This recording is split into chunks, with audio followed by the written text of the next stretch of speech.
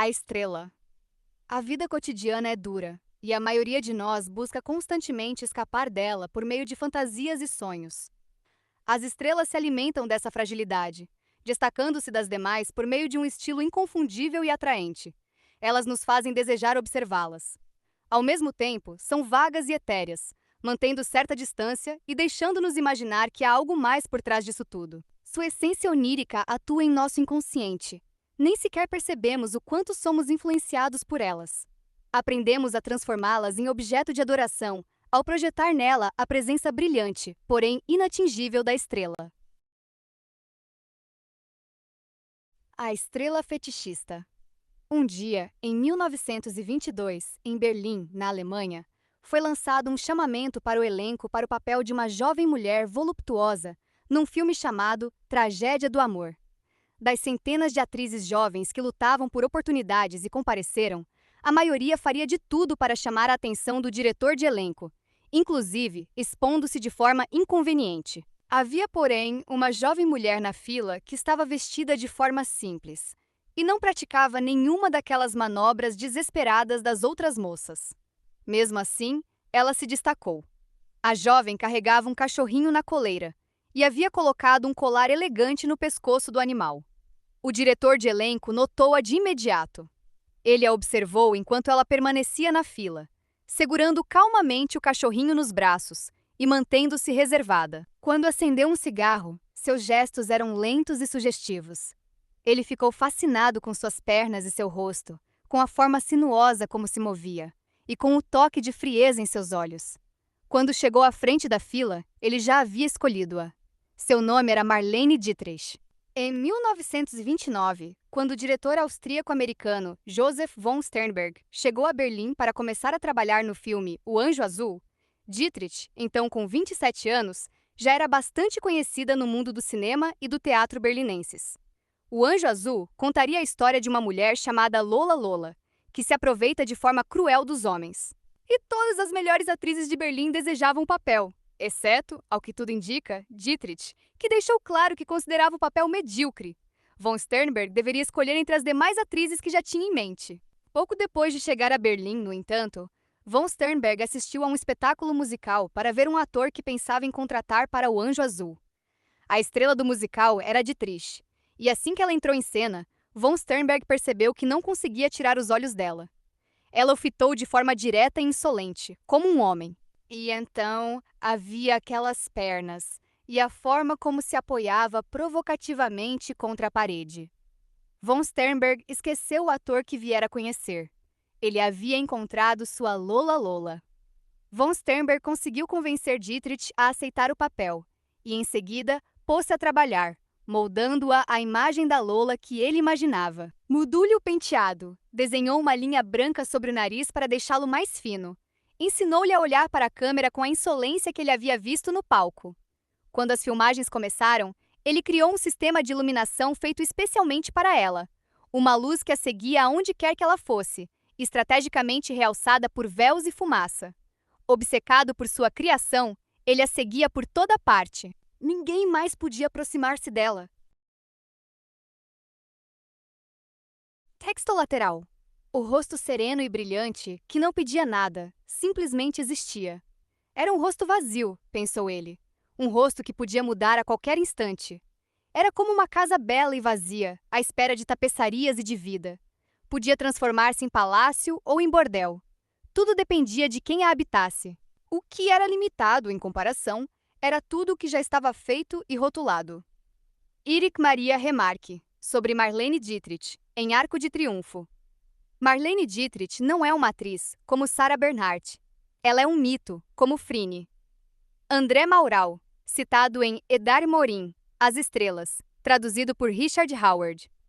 Quando Pigalião viu aquelas mulheres, vivendo vidas tão perversas, ele... Texto lateral esquerdo, revoltado com os muitos defeitos que a natureza implantou no sexo feminino, e viveu por muito tempo uma existência de solteiro, sem ter esposa que partilhasse seu lar.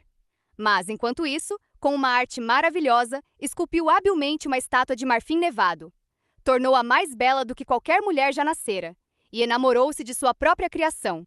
A estátua possuía uma aparência tão real, tão viva, que parecia prestes a mover-se, e a modéstia não a proibia.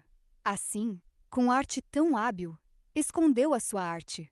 Pigmalião contemplou a obra-prima, e no seu coração nasceu uma paixão ardente por essa imagem de forma humana. Frequentemente, passava as mãos sobre a obra, para sentir se seria carne ou marfim, e ainda não admitia que era marfim. Beijou a estátua e imaginou que ela o beijava de volta.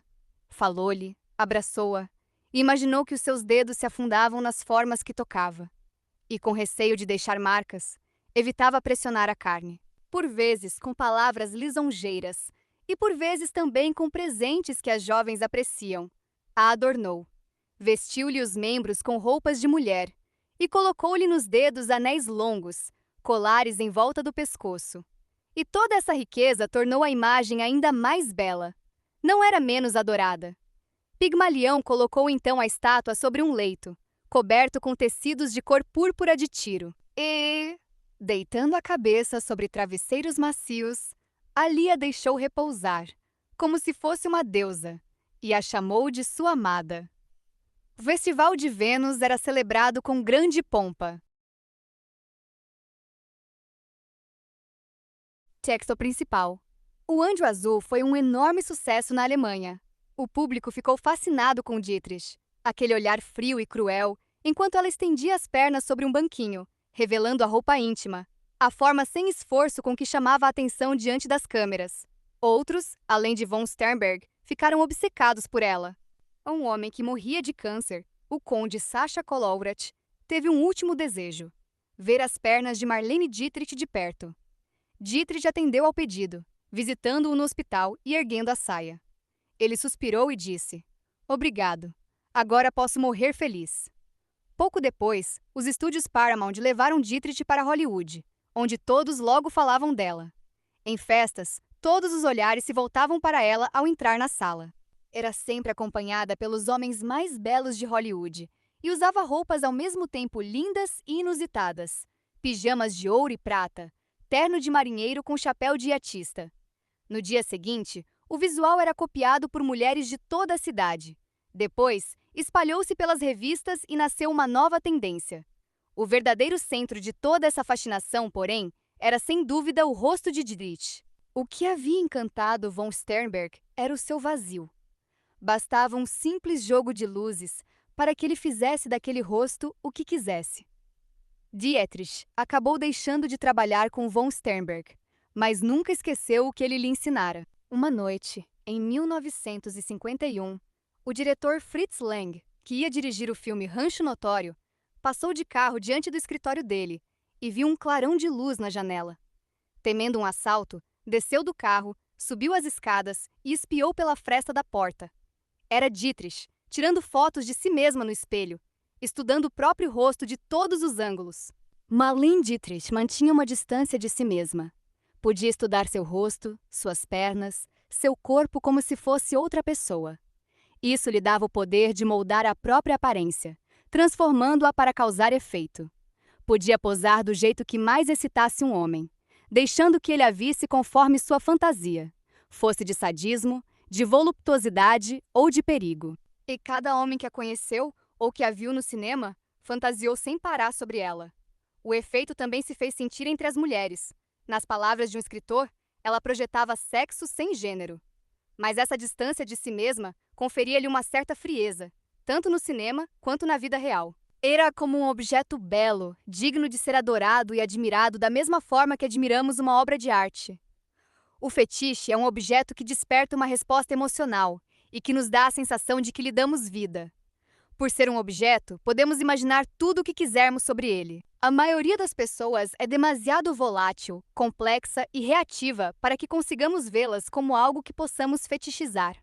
O poder da estrela fetichista vem da capacidade de tornar-se um objeto, e não qualquer objeto, mas um objeto que estimula toda sorte de fantasias. As estrelas fetichistas são perfeitas, como a estátua de um deus ou deusa grega. O efeito é surpreendente e sedutor. Seu principal requisito é o distanciamento de si mesma. Se você se enxergar como um objeto, os outros também o farão.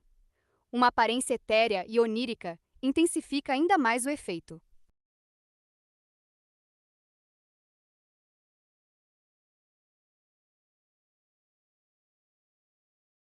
Você é uma tela em branco. Percorra a vida sem se comprometer, e as pessoas desejarão possuí-lo e consumi-lo.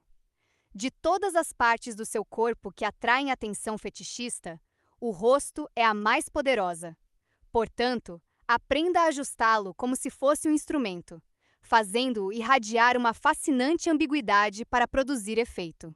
E como precisará se destacar das demais estrelas no firmamento, terá de desenvolver um estilo que chame a atenção. Dietrich foi a grande mestra dessa arte. Seu estilo era elegante o suficiente para deslumbrar e excêntrico bastante para cativar. Lembre-se, sua própria imagem e presença são materiais que você pode controlar. A sensação de que você se dedica a esse tipo de jogo fará com que as pessoas o vejam como alguém superior e digno de ser imitado.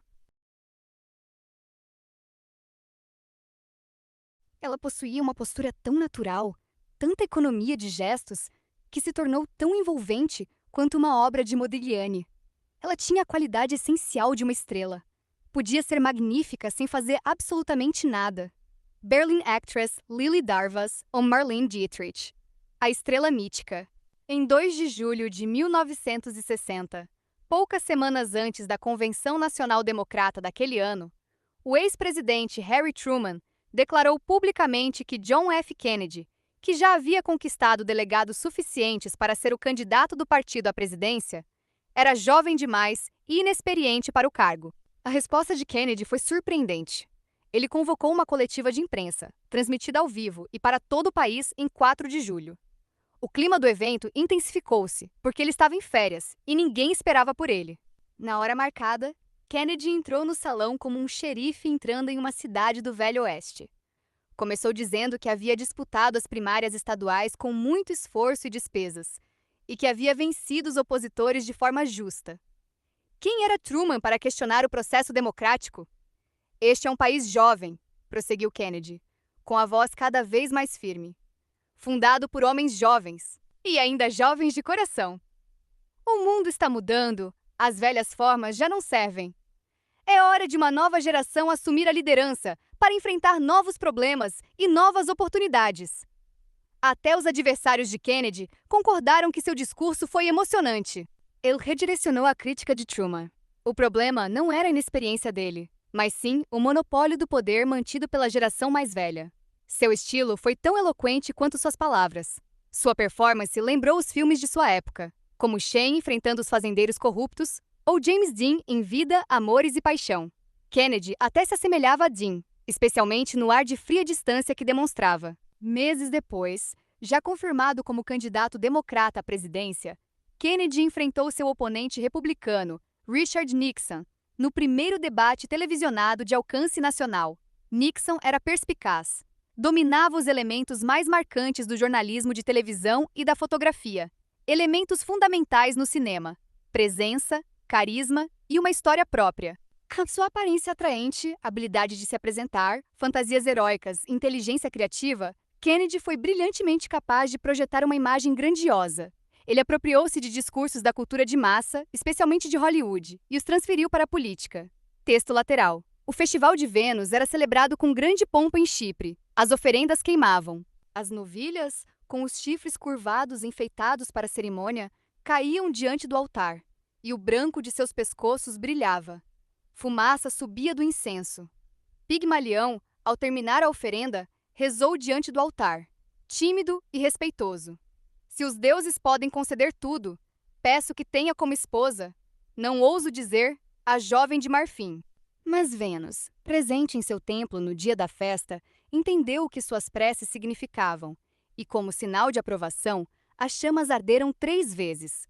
Ele voltou para casa, aproximou-se da estátua da mulher que amava, beijou-a, sentiu o calor, tocou-lhe o peito. O marfim cedeu, amoleceu. Ovídio, Metamorfoses, traduzido por Mary M. Innes. Texto lateral final. John F. Kennedy levou para a televisão e para a fotografia os elementos mais marcantes do cinema: presença, carisma e uma história própria. Com sua aparência atraente, habilidade de se apresentar, fantasias heróicas e inteligência criativa, Kennedy foi brilhantemente capaz de projetar uma imagem grandiosa.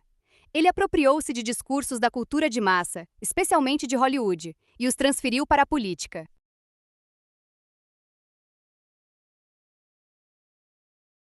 Texto lateral, notícias.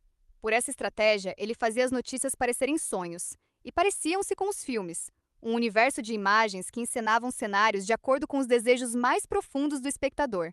Nunca aparecendo num filme de verdade, mas sim transformando o aparelho de televisão em sua tela, ele se tornou a maior estrela de cinema do século XX. John Hellman, A Obsessão por Kennedy, o mito americano de JFK. Mas já vimos que, considerado como um fenômeno total, a história se repete, à sua maneira, nas proporções dos deuses. Antes dos deuses, o universo mitológico estava povoado de espectadores, ou fantasmas, dotados do glamour e da magia do duplo. Várias dessas presenças foram progressivamente ganhando corpo e substância, tomando forma, ampliadas e transformadas em deuses e deusas, e até mesmo em certos deuses maiores dos antigos panteões, que se metamorfosearam em heróis e salvadores. As estrelas deusas humanizaram-se e tornaram-se, ao mesmo tempo, mediadores entre o mundo fantástico dos sonhos e a vida cotidiana do homem na Terra.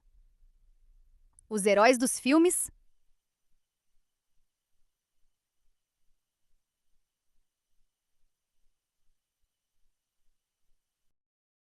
são, de certo modo, atenuados.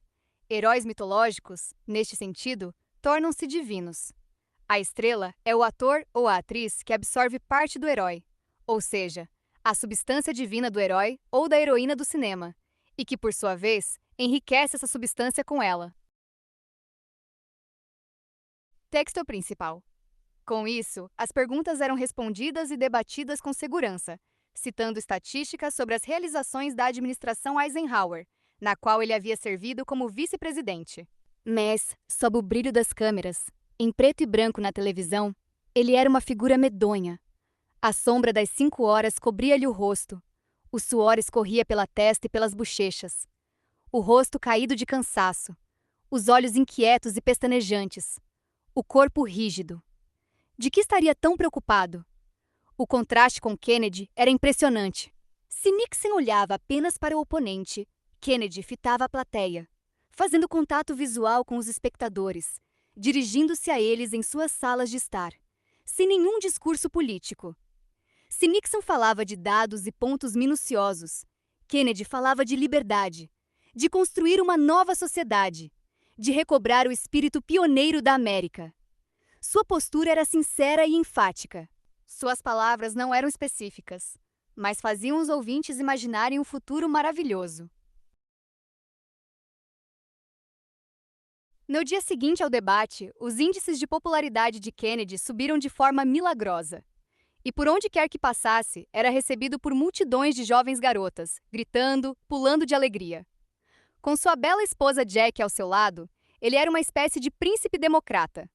Suas aparições na televisão eram eventos, e, quando finalmente foi eleito presidente, seu discurso de posse, também transmitido pela televisão, foi emocionante. Era um dia frio e invernoso.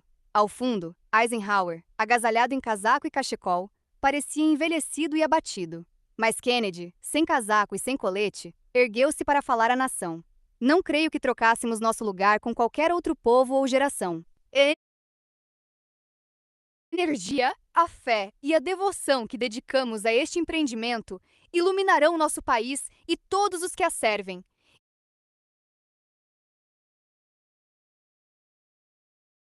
E o brilho desse fogo poderá iluminar o mundo inteiro. Nos meses seguintes, Kennedy deu inúmeras coletivas de imprensa ao vivo, diante das câmeras de televisão, algo que nenhum presidente anterior ousara fazer.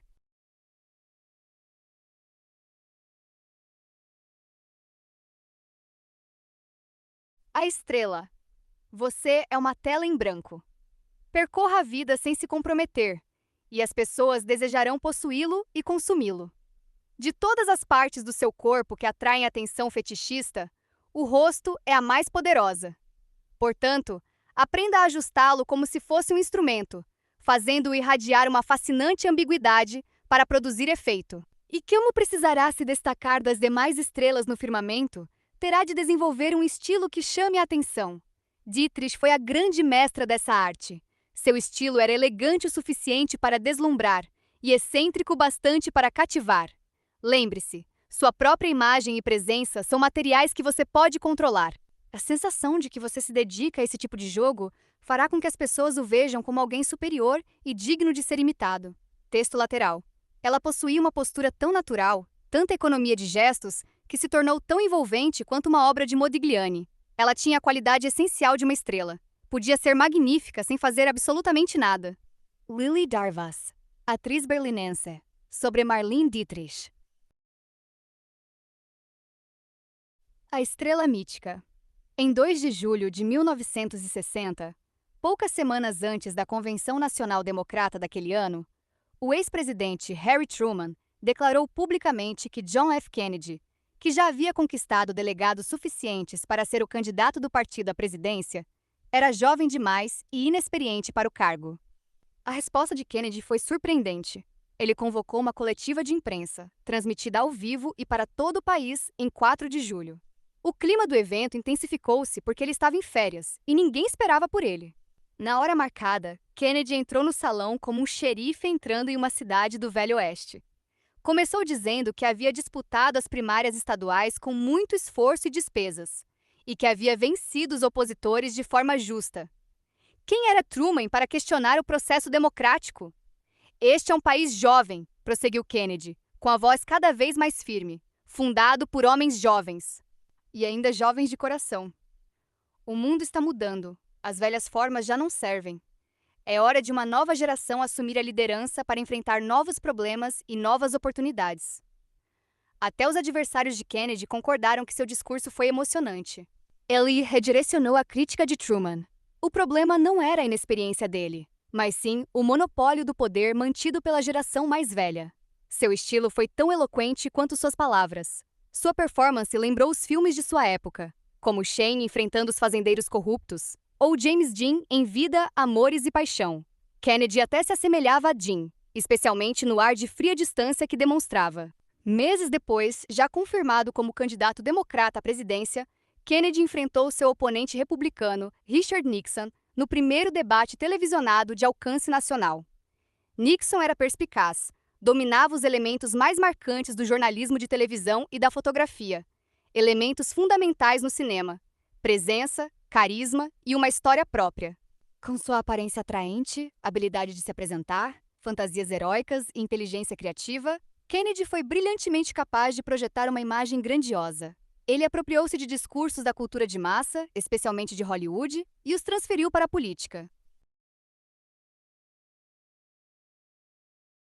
Texto lateral. O Festival de Vênus era celebrado com grande pompa em Chipre. As oferendas queimavam, as novilhas, com os chifres curvados enfeitados para a cerimônia, caíam diante do altar, e o branco de seus pescoços brilhava. Fumaça subia do incenso. Pigmalião, ao terminar a oferenda, rezou diante do altar, tímido e respeitoso. Se os deuses podem conceder tudo, peço que tenha como esposa, não ouso dizer, a jovem de marfim. Mas Vênus, presente em seu templo no dia da festa, entendeu o que suas preces significavam, e como sinal de aprovação, as chamas arderam 3 vezes. Ele voltou para casa, aproximou-se da estátua da mulher que amava, beijou-a. Sentiu o calor, tocou-lhe o peito. O marfim cedeu, amoleceu. Ovídio, Metamorfoses. Texto lateral. John F. Kennedy levou para a televisão e para a fotografia os elementos mais marcantes do cinema: presença, carisma e uma história própria. Com sua aparência atraente, habilidade de se apresentar, fantasias heróicas e inteligência criativa, Kennedy foi brilhantemente capaz de projetar uma imagem grandiosa. Ele apropriou-se de discursos da cultura de massa, especialmente de Hollywood, e os transferiu para a política.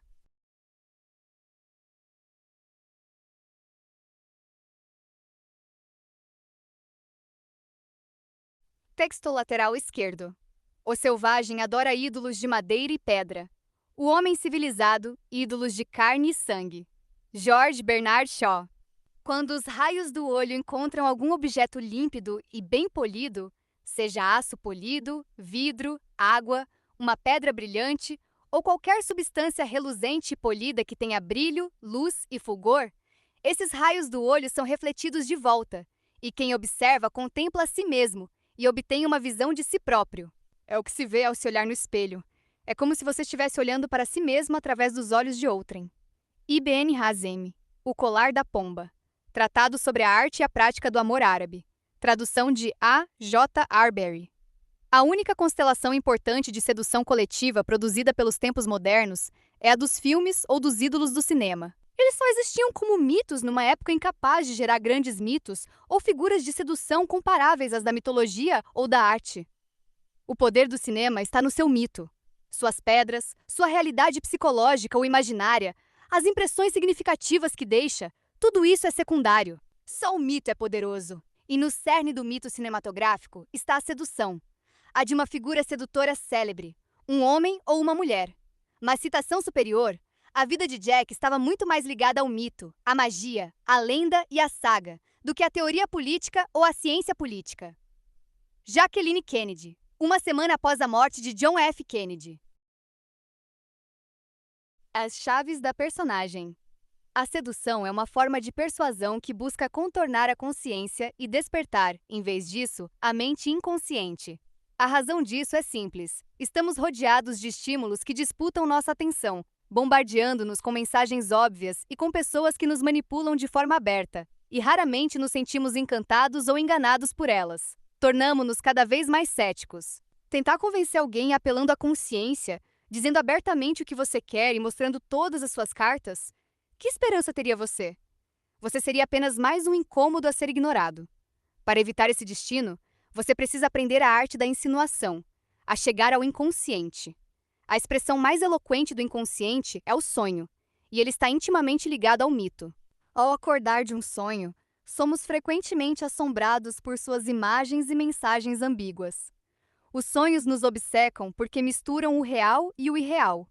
Estão repletos de personagens reais e, muitas vezes, lidam com situações reais, ainda que sejam deliciosamente irracionais, levando a realidade ao extremo do delírio.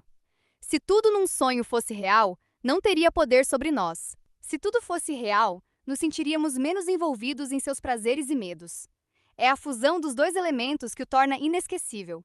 É o que Freud chamou de o estranho familiar, algo que parece ao mesmo tempo estranho e familiar. Vivenciamos algo parecido na vida desperta, um déjà vu, uma coincidência milagrosa, um acontecimento curioso que remete a uma experiência da infância. Pessoas podem causar efeito semelhante. Os gestos, a própria existência de figuras como Kennedy ou Andy Warhol, por exemplo, evocam o real e o irreal. Talvez não percebamos, mas elas são como figuras de sonho para nós. Têm qualidades que as mantêm ligadas à sinceridade, à leveza, à sensualidade, mas ao mesmo tempo, sua distância, sua superioridade, sua qualidade quase surreal fazem com que pareçam algo saído de um filme. Esses tipos de personalidade exercem um efeito fascinante e obsessivo sobre as pessoas. Seja em público ou em particular, elas seduzem-nos, fazendo-nos querer possuí-las tanto no plano físico quanto no psicológico. Mas como possuir alguém que é ao mesmo tempo um sonho e uma estrela do cinema ou da política, ou até mesmo uma daquelas figuras fascinantes da vida real, como Warhol, que cruzam os limites entre os mundos? Incapazes de as possuir, ficamos obcecados por elas. Elas povoam nossos pensamentos, nossos sonhos e nossas fantasias. Imitamo-las sem querer.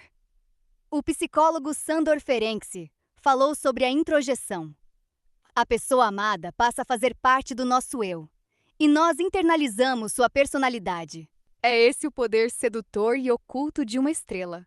O poder que você pode apropriar-se ao tornar-se uma figura enigmática, uma mistura do real e do irreal.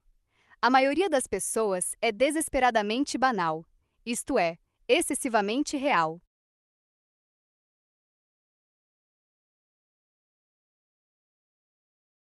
O que você precisa fazer é eterealizar-se. Suas palavras e ações devem parecer vir do seu inconsciente, ter certa fluidez. Contenha-se, revelando de vez em quando um traço que faça as pessoas perguntarem se realmente o conhecem.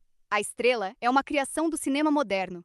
E não é de surpreender. O cinema recria o mundo dos sonhos. Assistimos a um filme no escuro, num estado quase de sonho. As imagens são suficientemente reais e retratam em graus variados situações verossímeis, mas são projeções, luzes que tremem, imagens. Sabemos que não são reais. No entanto, é como se estivéssemos vendo o sonho de outrem. Foi o cinema e não o teatro que criou a estrela. No palco, os atores estão distantes, perdidos na multidão, demasiado reais em sua presença corporal. O que permitiu ao cinema fabricar a estrela foi o primeiro plano. Ele separa de repente os atores do contexto e enche nossa mente com a imagem deles. O primeiro plano parece revelar não tanto sobre a personagem que interpretam, mas sobre si mesmos. Ao olharmos de perto para Greta Garbo, vislumbramos algo dela própria. Nunca se esqueça disso ao moldar-se como uma estrela. Primeiro, você precisa ter uma presença tão forte que preencha a mente do alvo, como um primeiro plano que enche a tela. Desenvolva um estilo e uma presença que o destaquem de todo o primeiro plano que enche a tela. Desenvolva um estilo e uma presença que o destaquem de todos os outros. Seja vago e onírico, mas não distante ou ausente. Não quer que as pessoas não consigam focar-se nem lembrar de você. Elas precisam vê-lo em suas mentes quando você não está presente. Segundo, cultive um rosto vago e misterioso, um centro que irradia a essência de estrela. Isso permite que as pessoas leiam nele o que quiserem. Imaginem que veem seu caráter, até sua alma. Em vez de sinalizar humores e emoções, em vez de demonstrar ou exagerar sentimentos, desenhe-se como Garbo ou Dietrich fizeram, ou até Kennedy, que moldou suas expressões inspirado em James Dean. O ser vivo é dinâmico e mutável. Um objeto é imutável, mas em sua passividade estimula nossas fantasias. Uma pessoa pode ganhar esse poder ao tornar-se uma espécie de objeto. O Conde de Saint-Germain, no século XVIII, foi em muitos aspectos um precursor da estrela. Aparecia de repente nas cidades, ninguém sabia de onde vinha. Falava várias línguas, sem sotaque de nenhum país. Não se sabia a idade. Não era jovem, mas o rosto conservava brilho e saúde. Saía apenas à noite, sempre de preto, com joias espetaculares. Chegando à corte de Luís XV, causou sensação imediata. Exalava a riqueza, mas ninguém sabia a origem. Fez o rei e a marquesa de Pompadour acreditarem que tinha poderes fantásticos, inclusive de transformar chumbo em ouro. Mas nunca fez grandes afirmações, apenas insinuações. Não dizia sim nem não, apenas talvez. Sentava-se para jantar, mas nunca era visto comendo. Deu à marquesa um presente que mudava de cor conforme o ângulo. Ela disse que aquele objeto fascinante lhe lembrava o próprio conde. Saint-Germain pintava os quadros mais estranhos que já se vira. As cores. Texto lateral direito, acima de tudo, uma mulher, ligada ao poder devastador, mas ilusório, da imagem cinematográfica. A estrela, por si mesma, não significa um ideal ou um ser sublime. Ela é artificial. Sua presença serve para subjugar toda a sensibilidade e a expressão, sob uma fascinação ritual diante do vazio, sob o êxtase do olhar e a nulidade do sorriso. É assim que ela conquista um estatuto mítico e torna-se objeto de adoração coletiva. A ascensão dos ídolos do cinema, das divindades das massas, foi e continua sendo um centro de energia dos tempos modernos. Não há em considerá-la simplesmente os sonhos das massas mistificadas. É um acontecimento sedutor.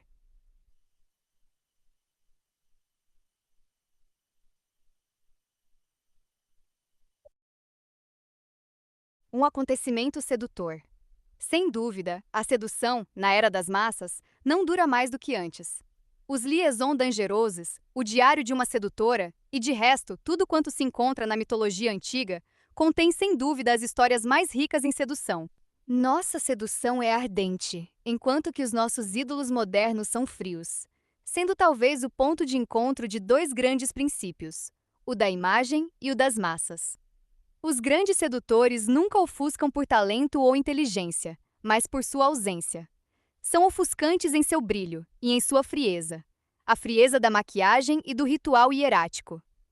Estes grandes efeitos de sedução são as nossas máscaras, as nossas estátuas orientais.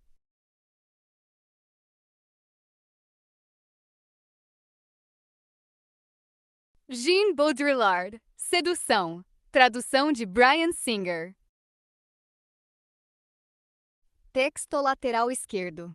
Se quiser saber tudo sobre Andy Warhol, basta olhar a superfície das minhas pinturas e dos meus filmes e de mim mesmo.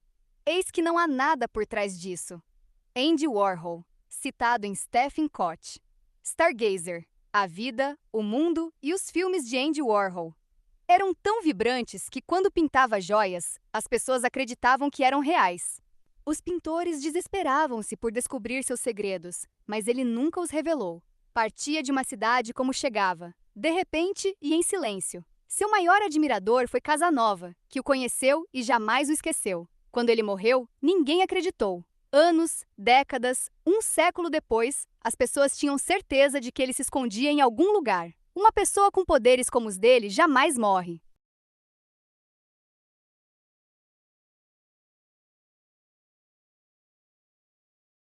O conde possuía todas as qualidades de uma estrela.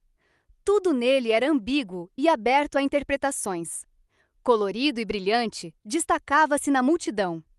As pessoas acreditavam que era imortal, assim como uma estrela parece não envelhecer nem desaparecer.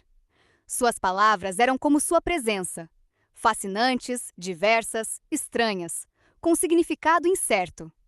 Eis o poder que você pode comandar ao transformar-se em um objeto brilhante. Andy Warhol também obsedou todos que o conheceram. Tinha um estilo inconfundível, aquelas perucas prateadas, e seu rosto era vago e misterioso. As pessoas nunca sabiam o que ele pensava. Assim como suas obras, ele era pura superfície, na qualidade de sua presença. Warhol e Saint-Germain remetem às grandes pinturas de ilusão do século XVII, ou às gravuras de M.C. Escher, fascinantes misturas de realismo e impossibilidade, que fazem nos perguntar se são reais ou imaginárias. Uma estrela precisa sobressair, e isso pode exigir certo brilho dramático, do tipo que Dietrich revelava em suas aparições em festas. Às vezes, porém, um efeito mais fascinante e onírico pode ser criado por meio de toques sutis. A forma como acende um cigarro, uma inflexão na voz, um modo de andar. São muitas vezes os pequenos detalhes que ficam gravados nas pessoas e as levam a imitá-lo. O cabelo caído sobre o olho direito de Veronica Lake, a voz de Cary Grant, o sorriso irônico de Kennedy. Embora essas nuances mal cheguem ao consciente, atuam de forma subliminar e podem ser tão atraentes quanto um objeto de forma marcante ou cor incomum. Inconscientemente, sentimos estranhamente atraídos por coisas que não têm outro significado além de sua aparência fascinante. As estrelas fazem-nos querer saber mais sobre elas. Você precisa despertar a curiosidade das pessoas, deixando-as vislumbrar algo de sua vida particular, um detalhe que pareça revelar um traço de sua personalidade. Deixe que fantasiem e imaginem. Um traço que frequentemente provoca essa reação é o indício de espiritualidade, que pode ser deliciosamente sedutor, como o interesse de James Dean pela filosofia oriental e pelo ocultismo. Sinais de bondade e generosidade produzem efeito semelhante.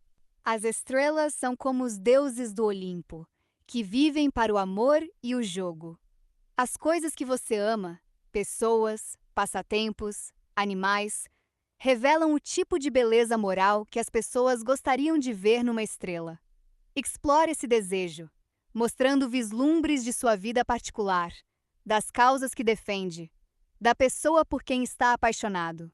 Outro modo como as estrelas seduzem é fazendo com que nos identifiquemos com elas, proporcionando-nos um prazer vicário. Foi o que Kennedy fez em sua entrevista coletiva sobre Truman. Ao apresentar-se como um jovem injustiçado por um homem mais velho, evocando um conflito geracional arquetípico, fez com que os jovens se identificassem com ele. A popularidade, no cinema de Hollywood, da figura do adolescente injustiçado e sofrido ajudou-o bastante. A chave é representar